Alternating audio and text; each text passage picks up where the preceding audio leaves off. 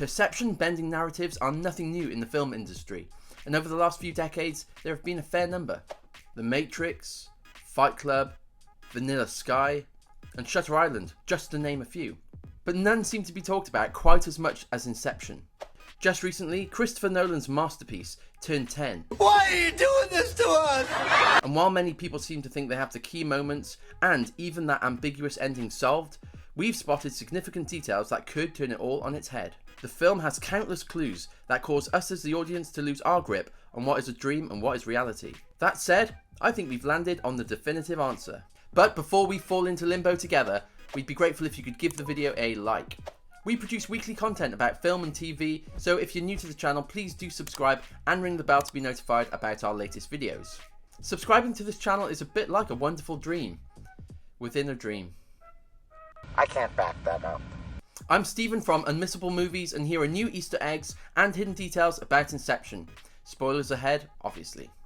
The film opens with a musical motif that closely resembles a slowed down recording of the Edith Piaf song Non, je ne regrette rien. This is silly, my wife's a French teacher. The film opens with a musical motif that closely resembles a slowed down recording of the Edith Piaf song Non, je ne regrette rien. Here's Half Remembered Dream by Hans Zimmer, the main theme of Inception.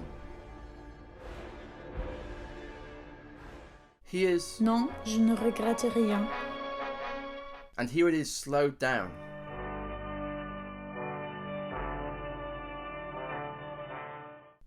Genius. This song is used as a massive part of the narrative, as the dreamers hear it as a cue that they're about to be awoken. For us as the audience, we're able to get in on the action too. The first thing we hear in the film is the horns blasting at the beginning, like we're hearing the aforementioned song Within a Dream. Then right at the end of the credits, Edith Piaf creeps back in at full speed, almost as though we're being woken up. Interestingly, Marion Cotillard... Marion Cotillard, who plays Mar, actually portrayed Edith Piaf in La Vie en Rose a few years earlier. But this is just a coincidence. I checked and everything. In the first scene, we're introduced to Cobb, played by Leonardo DiCaprio. He was Nolan's only choice for the role, and he even spent months with the director refining elements of the script. Nolan's producing partner Emma Thomas said, "The work DiCaprio did on his character with Chris made the movie less of a puzzle and more of a story of a character audiences could relate to." At the beginning, Dom Cobb is portrayed as an older man washed up on a shore, a scene we discover plays out in full towards the end of the film. He's discovered by security and taken to Saito, played by Ken Watanabe. They converse briefly before a sudden cut to the two of them as younger men. Now, later in the film, Cobb says, "You never really remember the beginning of a dream, do you? You always wind up right in the middle of what's going on." And this scene very much has the sense that we've joined somewhere in the middle. Cobb and Arthur, the latter played by Joseph Gordon-Levitt, talk about dream security and extraction, but the bigger premise of Inception isn't exactly set out clearly. It would be like watching Neo enter the Matrix before the red pill, blue pill scene.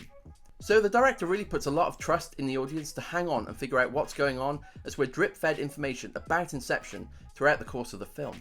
This first dream sequence is one in an array of scenes with incredible practical effects. Nolan tends to shy away from CG as much as possible, and usually a film of this nature and scale would have 4 times as many digital effects, but we see throughout the remarkable lengths taken to capture as much as possible within the camera. This whole first scene is something of an audition for Cobb and his team, which they pass, setting about the rest of the film. They ride their way up through the levels of the dream, and then before disembarking the train they're on, Cobb says, "I don't like trains." foreshadowing to the method he and Mal used to escape a 50-year limbo later in the story. Following this dream, Cobb spins his totem for the first time, to discover if he's awake or still dreaming. There's a detail here that could be a big giveaway, and we'll come back to that.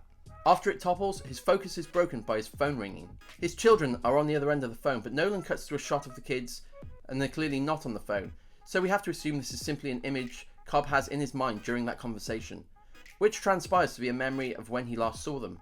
Elements of this shot also offer massive clues about the end of the movie. Off the back of the audition at the beginning, Dom is offered a job by Saito that would allow him access back to his home in America, the country he had to flee following being framed by his late wife. He begins assembling a team, much like Danny Ocean does in Ocean's 11, or indeed what happens in any great heist film. The Great Muppet Caper included. Dom seeks the advice of his father-in-law Miles, played by Michael Caine, a serial collaborator with director Christopher Nolan. Dom needs a new architect and is subsequently introduced to Ariadne, one of Miles' brightest students, played by Ellen Page. As part of her training into the Inception world, she's asked to draw a maze. Ariadne in Greek mythology aided Theseus in overcoming the Minotaur by giving him a ball of red fleece to help him get out of a maze. As she begins to try out the dream world, we get a load of stunning effects pulled off by a subtle blend of practical and digital methods. A conversation at a cafe in Paris leads to these bizarre mini explosions all around them. DiCaprio and Paige walk onto a new vertical street, an effect created with a rotating set. And Paris closing in on itself, utterly mind-blowing CG. The dream is cut short, however, when Mal turns up and stabs Ariadne. Dom, upon waking, spins his totem, and we're given another clue towards the film's ending. Keep this in the back of your mind as we continue. Moving on, the next person Cobb recruits is Ames, played by Tom Hardy. The actor actually thought he'd been hired based on his work in Bronson, but when he arrived on set, he discovered that Nolan hadn't even seen it. Might have been awkward. Following this meeting, a chase occurs, in which walls veer inwards for no clear reason and convenient coincidence take place, like Saito turning up out of nowhere to save Cobb. We're left, at least subconsciously, to again question the reality of what we're seeing. Saito, Ames and Cobb visit a chemist with the view to assess his abilities as the final member of their team. While Cobb is dreaming, he has another of his many interactions with Mal, where we see their heads on train tracks. This in part ties in with Cobb's earlier sentiment of not liking trains. Cobb wakes and quickly finds somewhere to spin his totem, but he gets distracted when Saito walks in and he drops his spinning top and doesn't retry it. Now here's the first big theory, and it's probably out there somewhere. The rest of the film from here on could well be a dream, as we've not had confirmation from the totem. So as Robert Fisher, played by Cillian Murphy, enters the narrative, it's anyone's guess how much of it's real from then on. I believe there's actually more going on here though, so stay with me. Robert Fisher also completes an interesting artistic parallel included by Nolan. In an interview with Entertainment Weekly, he explained that he based the roles on a team similar to the roles that are used in filmmaking. Cobb is the director, Arthur is the producer, Ariadne is the production designer, Ames is the actor, Saito is the studio, and Robert Fisher is the audience. The team iron out some of the logistics of their plan, and we learn a little bit more about the complexity of dreams within dreams. For sleep, stable enough to create 3 layers of dreaming, we'll have to combine it with an extremely powerful sedative. Then, after a strong sedative, we enter into Dream Level 1. And not moments after they enter this dream, things start to go wrong. A massive freight train comes hurtling down the street, and this is another incredible practical effect where they effectively prefab a truck to look like a train. Before the team drop into another level of dreaming, Cobb explains to Ariadne the nature of how Mal died, and yet again, Cobb sees a memory of his kids kneeling down, then standing and running off. The team are sent down another level, and here, Cobb convinces Fisher's subconscious that they're on the same side. They go back to the hotel room and jump down to another level of dreaming. It's in this setting that we get to witness the now iconic corridor fight scene. The entire set is rigged to rotate, and the results are pretty spectacular. Joseph Gordon-Levitt, but for one occasion, did the entire thing himself, but it required 2 weeks of extensive rehearsals. That's a ride I'd go on.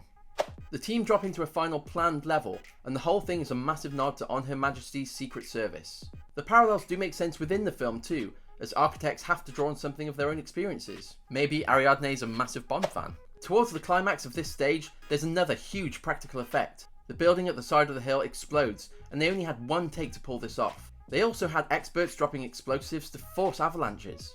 I think one of the reasons this film has aged so well is because of how much is done in camera. It's a shame more filmmakers don't go to these lengths. In this dream level, like a wasp at a barbecue, pesky-old Mal crops up again. She kills Fisher, leaving Dom and Ariadne no choice but to drop down into a 4th dream level, or dream city, in order to course correct the whole mission. The design of this space that Mal and Cobb created is pretty incredible. This decay from neglect is brilliantly captured in the way these buildings fall into the sea like glaciers. Cobb finally faces his guilt and involvement in Mal's death, having planted the idea in her head that death was the only escape.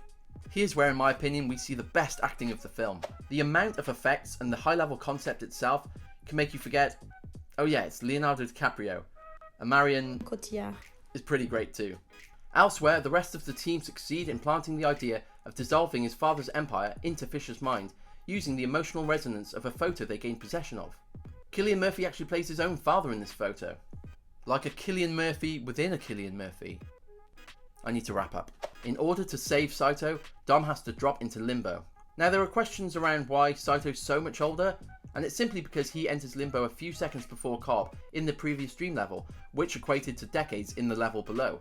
Dom presumably shoots them both, and they wake up on the plane in the knowledge that the mission was a success. Which brings us to the final scene. Cobb is cleared to return to the US, and as he arrives home, he spins his totem, but once he sees his kids, he rushes to them. The camera pans to a spinning top, and it appears to wobble, and then the film ends. Now there are scores of theories as to what's going on here. The vast majority would now say he's awake for 3 reasons. 1. In every scene where he's awake, Cobb doesn't have his wedding ring on. In every scene where he's dreaming, he does. This is a great theory, and it's obviously part of Christopher Nolan's plan to throw in a curveball, but I don't think it holds up, and here's why. If Dom believes he has the ring off when he believes himself to be awake, then his mind would just add this detail. If Ariadne was able to fold Paris in half, why could Cobb not imagine a ring coming on or off his finger, depending on where he perceives himself to be? In other words, if he's dreaming at the end, his mind would have just added the detail of him not having a ring on. The second thing people latch onto is this quote from Michael Caine. He said, "When I got the script of Inception, I was puzzled by it. And then I said to Nolan, I don't understand where the dream is. When is it a dream and when is it reality?" To which Nolan replied, "Well, when you're in the scene, it's reality." Pretty convincing, no? Well, I don't think so. Imagine you're Christopher Nolan. You've written this script over the course of 10 years, weaving in a complex array of contradictory clues and misdirection. You bring in an incredible cast, create some spectacular effects, and see your vision being realised. Are you just going to blurt out the answer to the whole riddle because Michael Caine asked? Again, I don't think so. If the conclusion was distracting Sir Michael, I believe the director told him what he needed to hear in order to get the best performance out of him. And that's all. The third factor is the slight totem wobble. This is the element that adds ambiguity to the ending, and without it, we would just believe that Cobb is still dreaming. So the director and editors and sound effects people had to put something in, but I'm sure it is still spinning. The reason being, the length of time it spins for. The only 2 occasions where we see it spin for the full time, it's 22 and 19 seconds respectively, from the moment Cobb lets go to the moment it topples. In this final scene, it spins for nearly a minute, almost 3 times as long. This surely has to mean that he isn't in reality. So, here's the next part of my big theory, and it's down to the simple detail of the children's clothing. Take a look at what the kids are wearing in Cobb's last memory of them, and now look at what they're wearing at the end. The outfits aren't identical, but almost. So, think about it. If this scene were taking place in reality, what would be the chances that when Cobb returns, both of his children, now much older, are crouched down in the exact same way in almost identical outfits? Remember how Ariadne responds to Cobb earlier in the film? I mean, you gotta draw from stuff you know, right? I believe here Cobb is drawing from what he knows and choosing to walk away from the totem for a life where he's with his kids. He builds an image of them drawing from what he knows. But so impactful was that last moment when he left them, he can't even create a scenario where they're doing anything other than playing in the garden. Philippa is in a pink dress and James is in a very particular check shirt. I wonder if the lure of his wife wasn't enough to let go of reality, but his kids were. Think of what the man in the basement says moments before Cobb goes down to the dream that we don't know if he woke up from. This is their reality. Who are you to say otherwise? What's nuts about this is the parallel with DiCaprio's other 2010 film, Shutter Island, a narrative about a man who's facing psychological struggles due to being the cause of his wife's death. Heck, you could even theorise that this whole thing takes place in the mind of Edward Lydus in Shutter Island. I'm not going to sleep tonight. So, based on the clothing of the children and the length of time the totem spins for, I think he's choosing what's right for him within the dream. And who are you to say otherwise? You probably will. You'll say in the comments. Thanks so much for watching. We'd love to hear your thoughts on the ending in the comment section below. Again, please do subscribe. It'll have a massive impact on the viability of us carrying on as a channel. Thanks again, be safe, and we'll see you soon.